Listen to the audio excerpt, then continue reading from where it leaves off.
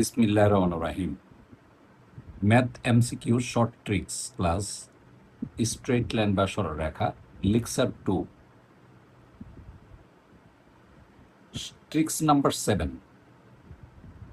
ax plus by plus c is equal to শূন্য সরলরেখার ঢাল হবে মাইনাস এক্স এর সহগ ডিভাইডেড বাই ওয়াই এর সহগ সমান সমান minus a by b, x এর সহগ a, এখানে a, ওয়াই এর সহগ b, ওয়াই এর সহগ b।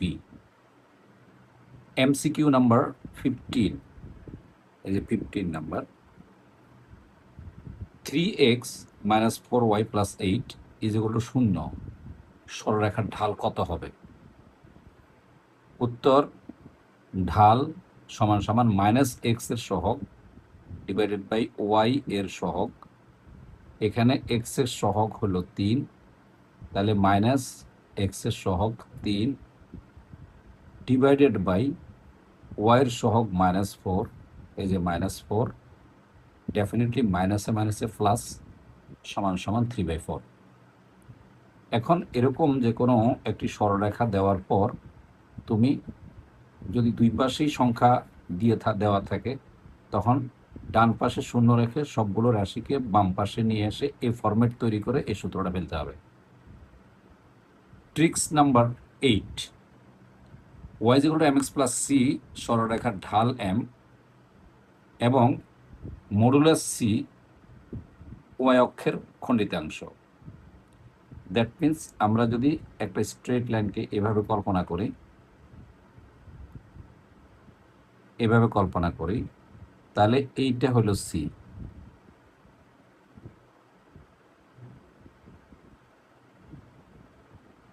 এখন আমাদের প্রশ্ন হলো MCQ number 16, 5x minus y is equal to 7 সরলরেখাটি কর্তৃক এক্স অক্ষের খণ্ডিতাংশ কত? তাহলে আমাকে এখানে সি কনফার্ম করতে হবে। তাহলে আমরা যদি এই ইকুয়েশনটাকে এই ফরমেশনে নিয়ে আসি, তাহলে আসে y is equal to 5x minus 7, তাহলে এখানে এটা হলো সি। এখন এটার মডুলাস যদি আমরা নিই, তাহলে সুতরাং রেখাটি কর্তৃক ওয়াই অক্ষের খণ্ডিতাংশ এই যে মাইনাস 7 একক, অর্থাৎ মাইনাস 7 একক। এখানে একটা প্রশ্ন জাগবে, যদি ধনাত্মক ভ্যালু বলে, যদি বলে যে সি এর মান কত, তখন মডুলাস চিহ্নটা ইউজ করবে। আর যদি সি এর মান বলা না থাকে, তাহলে এই মাইনাস সহ উত্তর হবে। Tricks number 9, y is equal to mx plus c সরলরেখার ক্ষেত্রে এমটা যদি পজিটিভ হয় এবং সি যদি পজিটিভ নেগেটিভ হয়, তাহলে রেখাটির লেখচিত্র কেমন হবে? যেহেতু এমটা পজিটিভ আর এমটা হচ্ছে ঢাল, আমরা জানি কোনো সরলরেখা এক্স অক্ষের ধনাত্মক দিকের সাথে যে কোন উৎপন্ন করে তাকে ঢাল বলা হয়। তার মানে এদিক থেকে কোনটা উৎপন্ন করতে হবে? দেখো, এই যে এদিক থেকে এটা পজিটিভ অ্যাঙ্গেল, এদিক থেকে এটা পজিটিভ অ্যাঙ্গেল। আর যেহেতু সির একটা মান দেওয়া থাকবে, তাহলে সিটা যদি পজিটিভ হয়, তাহলে রেখাটা, যেহেতু এটা ওয়াইয়ের এটা পজিটিভ ঘর, তাহলে এদিক থেকে সি পরিমাণ একক কেটে নেবে। আর এদিক থেকে যেহেতু থিটার মানটা দেওয়া নাই, যে কোনো একটা রেখা এঁকে দিলে রেখাটা এরকম হবে। এই ক্ষেত্রে এম এর মানটা পজিটিভ, এখন সির মানটা positive.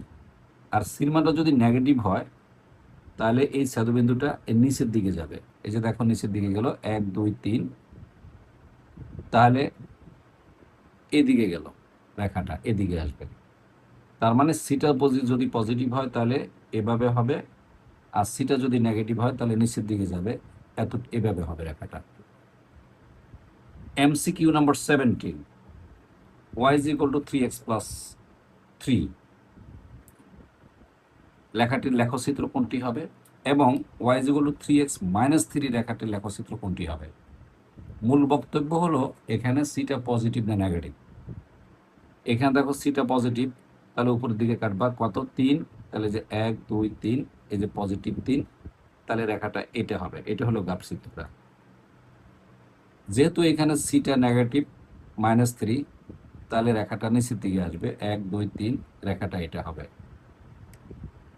Tricks number 10, y = mx + c সরলরেখার ক্ষেত্রে যদি m এর মানটা নেগেটিভ হয়, আগেরটা ছিল m এর মানটা পজিটিভ, এবার হলো m এর মানটা যদি নেগেটিভ হয়, c যদি পজিটিভ নেগেটিভ হয়, তাহলে গ্রাফ চিত্র কোনটা হবে? দেখো mটাকে তুমি কিন্তু নেগেটিভ বলছো, তাহলে এটা কিন্তু 90 ডিগ্রির চেয়ে বড় হবে, কারণ 90 ডিগ্রির চেয়ে বড় কোণ যেটা, এবং 180 চেয়ে যদি ছোট হয়, 90 থেকে বড় 180 চেয়ে যদি ছোট হয় থিটার মানটা, সেক্ষেত্রে টেন থিটাটা অলওয়েজ নেগেটিভ হয়, তার মানে এমটা নেগেটিভ। তাহলে রেখাটা হবে কোন দিকে? এই যে দেখ আমি অ্যাঙ্গেল দেখাই দিচ্ছি যে এটা কিন্তু 90 চেয়ে বড় কোণ, তার মানে যেহেতু সির মানটা পজিটিভ, তাহলে এই সিটা এদিকে কাটা যায়, রেখাটা এভাবে হবে।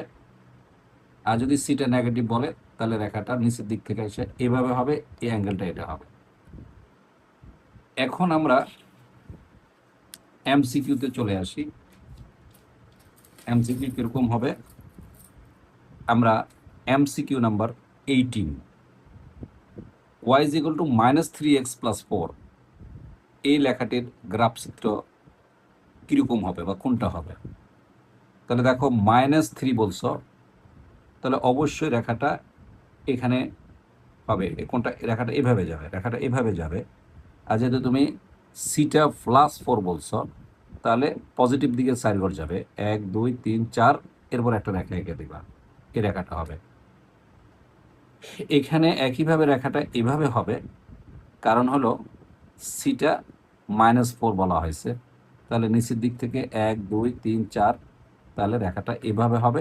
এই যে থিটাটা, মানে অর্থাৎ টেন থিটা, এখানে থিটা কিন্তু অবশ্যই 180 থেকে ছোট এবং 90 থেকে কি বড়। এই যে 180 চেয়ে ছোট, 90 থেকে বড়, তাহলে দ্যাট মিনস রেখাটা এভাবে যাবে। এখন আমরা চলে আসি tricks number 11, ax + by + c = 0 সরল রেখার উপর লম্ব রেখার ঢাল কত হবে? যদি লম্ব না বলতো, তাহলে ঢাল আসতো -x এর সহগ / y এর সহগ। যেহেতু লম্ব রেখা বলছে, তাহলে এখানে মাইনাস চিহ্নটা হবে না, আর সহগগুলো উল্টে যাবে। অর্থাৎ আগে ছিল x এর সহগ উপরে নর্মাল সরলরেখার, আর y সহগ নিচে। যেহেতু লম্ব রেখা বলা হয়েছে, দেখো লম্ব রেখা বলা হয়েছে, তাহলে অফকোর্স এই ক্ষেত্রে y সহগটা উপরে যাবে এবং x এর সহগ নিচে আসবে। এবার এমসিকিউ নাম্বার 19, 3x - 4y = 10 সরলরেখার উপর লম্ব রেখার ঢাল কত হবে? তাহলে দেখো ঢাল কত হবে, তাহলে উত্তর হলো ঢাল কি হবে? এখানে নেগেটিভ আসবে না, আসবে y এর সহগ / x এর সহগ। তো y এর সহগ আছে -4, এই যে -4, এবং x এর সহগ আছে 3, এই যে 3, তাহলে উত্তর ঢাল -4/3। Tricks number 12, ax + by + c যেগুলো 0 সরলরেখার সমান্তরাল এবং আলফা বিটা বিন্দুগামী সরলরেখার সমীকরণ কি হবে? এত আমরা জানি, যখন সমান্তরাল বলে তখন এই পার্টটা ঠিক থাকে, এটা চেঞ্জ হয়। তাহলে আসবে ax + by সমান সমান, এ হলো সূত্র, a আলফা + b বিটা, অর্থাৎ এই যে সহগের সাথে আলফা গুণ আর ওয়াই সহগের সাথে বিটা গুণ। যা আসো একটা এক্সাম্পল, অর্থাৎ এমসিকিউ নাম্বার 20, -4 3 বিন্দুগামী এবং 11x + 2y - 2 হলো 0 সরলরেখার সমান্তরাল সরলরেখার সমীকরণ কি? কিছুক্ষণ আগে আমরা বলছি, তাহলে এটা ঠিক থাকবে, এই যে এই রাশিটা ঠিক থাকবে। তার মানে 11x + 2y সমান সমান a আলফা, এটা কিন্তু আলফা আমরা যদি বলি, তাহলে এইটা হবে আলফা আর এটা হবে বিটা, আর এটা হবে এ আর এটা হবে বি। তাহলে দেখো এ আলফা, তাহলে এ হলো 11, আলফা হলো 4, তাহলে 44, প্লাস এই যে বি হলো 2, এ হলো বি হলো 2, এবং বিটা হলো -3, এই যে বিটা -3 -6, 44 -6 ইজ ইকুয়াল টু 38। তাহলে অবশ্যই রেখাটার সমীকরণ কি হবে? 11x plus twice y, 11x plus twice y. এই 38টা এই পাশে রাখলেও কোনো ক্ষতি নেই, -38। আর যদি এই পাশে রাখো তাহলেও কোনো ক্ষতি নেই, +38 হবে। এই পাশে রাখলে +38, এই পাশে রাখলে -38। এখন দেখো, এটা খুব ইম্পর্ট্যান্ট, খুবই ইম্পর্ট্যান্ট, এবং এটা খুব ইম্পর্ট্যান্ট। আমি ট্রিপল স্টার দিয়ে দিলাম। এরপরে আমরা আসি পরবর্তীতে, এটা আমাদের হয়ে গেল। পরবর্তীতে যেটা আছে 13 নম্বর tricks, ax plus by plus c equal to 0 রেখার উপর লম্ব, আগে বলছে সমান্তরাল, দেখো এবার কিন্তু লম্ব বলবে। তাহলে একদম সহজ, আলফা বিটা বিন্দুগামী সরলরেখার সমীকরণ হবে। এখানে কি করবা? এই এক্স এর সহগকে বি কে দিবে, বি এর সহগকে এ কে দিবে। এখানে যদি পজিটিভ থাকে না হলে নেগেটিভ হবে, নেগেটিভ থাকলে পজিটিভ হবে। দেখো কি আছে, যে বি এক্স, এই দেখো বিটা এখানে চলে আসছে, বি এক্স পজিটিভ আছে, দেখো মাইনাস নেগেটিভ চলে আসছে। এক্স এর সহগ এ, দেখো ওয়াই এর সাথে চলে আসছে, তাহলে minus a y is equal to, এবার সূত্র হলো b alpha minus a beta. মনে রাখতে হবে b alpha minus a beta. ঠিক আগেরটা যা বলছো প্লাস দিয়া, এখানে প্লাস দিয়ে বলছো, এখানে মাইনাস দিয়ে হবে। আরেকটা জিনিস উল্টে যাবে, এখানে বিটাটা আগে আসবে, আলফাটা পরে যাবে। এই যে বিটাটা, এই যে দেখো এখানে আলফাটা ঠিকই আছে, এখানে প্লাস আছে, শুধু এখানে মাইনাস হবে, আর কিছু না। এর ডান পাশটা ঠিক থাকবে, আমি একটু এলোমেলো করে ফেলছি, আবার ঠিক করে দিচ্ছি, যে এই পাশটা ঠিক থাকবে, যে এই পাশটা, এই যে দেখো বি আলফা মাইনাস এই যে এ বিটা, তার মানে এখানে এর সাথে আলফা আছে, এখানে বির সাথে আলফা হবে, এখানে প্লাস আছে, এখানে মাইনাস হবে, এখানে বি আছে, এ হবে, এ বিটা হবে। এক্সাম্পল এমসিকিউ নম্বর 21, 2 - 3 বিন্দুগামী সরলরেখা সমীকরণ নির্ণয় করো, যা 2x প্লাস 11y মাইনাস 2 রেখার উপর কি হয়? লম্ব হয়। তাহলে সমীকরণটা কি হবে? সমীকরণটা কি হবে? দেখো খুব সহজ, এটা যদি এ হয় আর এটা যদি বি হয়, তাহলে এটা হবে আলফা, এটা হবে বিটা। তাহলে কি চলে আসবে? এটা এই জায়গায় চলে আসবে, আর এই বিটা এই জায়গায় চলে আসবে। তাহলে আসবে কি? এটা যদি এখানে আসে তাহলে আসবে 11x, আর এটা যদি এই জায়গায় চলে যায় তাহলে আসবে মাইনাস টোয়াইস ওয়াই, যেহেতু প্লাস আছে মাইনাস টোয়াইস ওয়াই সমান সমান বি আলফা। এখানে আমার বি কত? 11, এই যে 11, এই যে 11, আলফা মানে 2, এই যে 2, এরপর সূত্রের মাইনাস, এরপরে আসবে এ বিটা, তাহলে এ কত আমার? 2, এই যে 2, আর এ বিটা মানে হলো -3, এই যে -3। এটাকে যদি আমরা সহজ সরলীকরণ করি তাহলে আসবে 28। এখন 28কে এই পাশে রাখলেও রেজাল্ট হয়ে যাবে, যেহেতু এমসিকিউর ব্যাপার, প্রশ্নের কোন পাশে রাখবে সেটা প্রশ্ন দেখার পর আমরা বলতে পারবো। এই পাশেও রাখতে পারে, এই পাশেও রাখতে পারে। ডেফিনেটলি উত্তর হলো 11x - 2y = 28, অথবা 11x - 2y -28 = 0। এবার আসো, এটা ইম্পর্টেন্ট, খুবই ইম্পর্টেন্ট, আমি বারবার বলতেছি, আমি ট্রিপল স্টার দিয়ে রাখছি। এরপরে এটা অনেক বেশি ইম্পর্টেন্ট, ট্রিপল স্টার, এগুলি বোর্ডে বারবার আসে। x1 y1 ও x2 y2 বিন্দুদ্বয় সংযোগ সরলরেখার লম্ব সমদ্বিখণ্ডকের সমীকরণ কি হবে? অর্থাৎ এটা একটা রেখা আছে, এটা হলো x1 y1, আর এটা হলো x2 y2। এখন এর উপর যদি আমি কোনো লম্ব রেখার সমীকরণ আঁকি, তাহলে এই রেখাটার সমীকরণ কি হবে? এই রেখাটার সমীকরণ হবে খুবই সহজ, এই যে দেখো খুব সুন্দর, x1 - x2 into x plus y1 - y2 into y is equal to half x1 এর হোল স্কোয়ার প্লাস y1 এর হোল স্কোয়ার মাইনাস x2 এর হোল স্কোয়ার মাইনাস y2 এর হোল স্কোয়ার। এবার দেখো আমরা একটা এমসিকিউ নাম্বার 22 এক্সাম্পল হিসেবে আমরা নিচ্ছি। -1 এবং -1 এবং 2 4 বিন্দুদ্বয় সংযোগ রেখার উপর লম্ব রেখার সমীকরণ কি? তাহলে দেখো খুবই সহজ।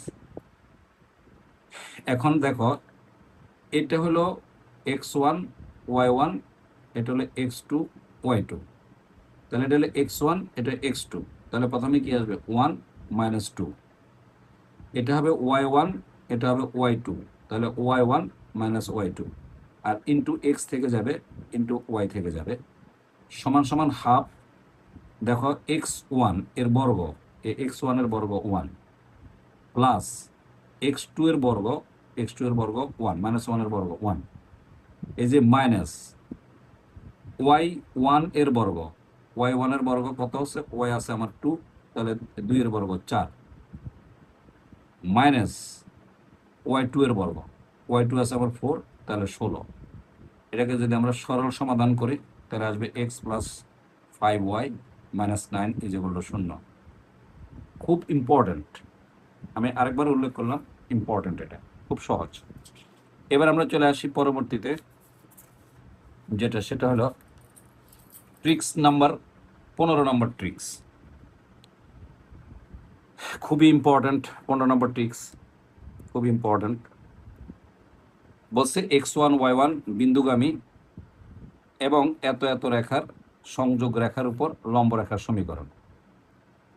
তাই ভালো কথা, আগে কিন্তু যেটা বলছে সেটা বিন্দুগামী বলা হয় নাই, এই বিন্দুটা দেওয়া হয় নাই, এবার কিন্তু বিন্দু দিয়ে দিচ্ছে। তাহলে আমরা এক বিন্দুগামী সরলরেখার সমীকরণ কি, y - y1, যেহেতু এখানে লম্ব বলছে, তাহলে x1 - x1, y1 - y2 হবে, এই যে y1 - y2, y - y1 আসবে x2 - x3 divided by y2 - y3 into x - x1। আমরা যদি এই সূত্রটাকে ফরম্যাট করি তাহলে কি হবে, 1 2 এবং 3 2 ও এত বিন্দুদ্বয়ের সংযোগ সরলরেখার উপর লম্ব রেখার সমীকরণ বের করা। তার মানে এই বিন্দু দিয়ে যাবে, যে এই বিন্দু দিয়ে যাবে, এই বিন্দুগামী হবে, এই বিন্দুগামী কথাটা বাদ পড়ছে, তাহলে এই বিন্দুগামী, এই যে আমি লিখে দিলাম, এই বিন্দুগামী এবং এই দুইটা সংযোগ রেখার উপর লম্ব রেখার। তাহলে আমার সূত্র কি বলছে, y - y1, দেখো এটা হচ্ছে এই যে y - y1, is it right? তার মানে এটা হলো x1, এটা y1, এটা x2, এটা y2, এটা x3, এটা y3, তাহলে এটা হলো x1 y1। তাহলে দেখো y - y1, y1 আছে 1, y1 আছে 2, তাহলে y - 2 is equal two x2 - x3, তাহলে x2 - x3, এই যে এটা কিন্তু x2 আর এটা -x3, তাহলে 3 আর মাইনাস দিয়ে গুণ করলে প্লাস 3 + 1 ডিভাইডেড বাই, এখানে আসবে y2 - y3, এই যে y2 - y3, তার মানে 2 - 3, এই যে 2 - 3, আর x - 1, এই যে x1 এর মান 1, এই যে x1 এর মান 1 বসাই দিলাম। এরপর আমরা সরল করলাম, চলে আসলো 4x + y - 6 = 0। এখন দেখো পরবর্তী ট্রিক্স নাম্বার 16, এটা খুব ইম্পর্টেন্ট, এটা সহজ আরই, এই অঙ্কটা আসলে খুব দরকার, এটা খুব বেশি ইম্পর্টেন্ট। দুইটি সরলরেখার, একটি সরলরেখার ঢাল m1 এবং অপর সরলরেখার ঢাল হলো m2। দেখো এ একটা রেখা, এ একটা রেখা, ধরে নাও এটার ঢাল m1 আর ধরে নাও এটার ঢাল m2, তাহলে এদের মধ্যবর্তী কোণ, এই যে যদি ক্রস করে তাহলে মধ্যবর্তী কোণ দুইটা হয়, একটা সূক্ষ্ম হয় এবং আরেকটা স্থূল কোণ হয়। এখানে দুইটা কোণের মান বের করতে হবে। এই দুইটা কোণের মান বের করার সূত্র হলো এটা, এই যে থিটা ইজ ইকুয়াল টু, এই যে theta is equal to tan inverse plus minus m1 - m2 divided by 1 + m1 * m2। যদি পজিটিভ ভ্যালু নাও তাহলে সূক্ষ্ম কোণ পাবে, যদি নেগেটিভ ভ্যালু নাও তাহলে স্থূল কোণ পাবে। MCQ নাম্বার 24, অনেক গুরুত্বপূর্ণ অঙ্কটা। x - 2y + 1 = 0 এবং 3x - y + 5 = 0। রেখাদ্বয়ের অন্তর্ভুক্ত সূক্ষ্ম কোণ ও স্থূল কোণ কোনটি? তো ভালো কথা, আমরা প্রথম রেখা থেকে আমরা ঢাল পাইলাম হাফ, এবং দ্বিতীয় রেখা থেকে আমরা ঢাল পাইলাম 3। নিশ্চয়ই আমরা ঢাল বের করার নিয়মগুলো আজকেই শিখাইছি, তাহলে তুমি ওইভাবে ঢাল বের করে নিবা। তাহলে theta is equal two ten inverse, দেখো m1 হলো হাফ, এই যে হাফ, মাইনাস m2 হলো 3, 1 প্লাস m1 ইন্টু m2, এটার যোগ বিয়োগ করলে আসবে প্লাস মাইনাস 1, আর প্লাস মাইনাস 1 মানে হলো 45। এখন যদি তুমি সূক্ষ্মকোণ নাও তাহলে হবে 1045, অর্থাৎ এখানে 10, এটা মানে এটা আমরা যদি এভাবে লিখি তাহলে 10 ইনভার্স, দেখো এখানে কি আসবে, এই যে প্লাস মাইনাস 1045 এটা আসবে। তাহলে 10 ইনভার্স আর 10 আউট হয়ে গেল, তাহলে যে প্লাস 45। আর যদি মাইনাস নাও তাহলে 10 ইনভার্স, এই যে 45 মানে 10 ইনভার্স।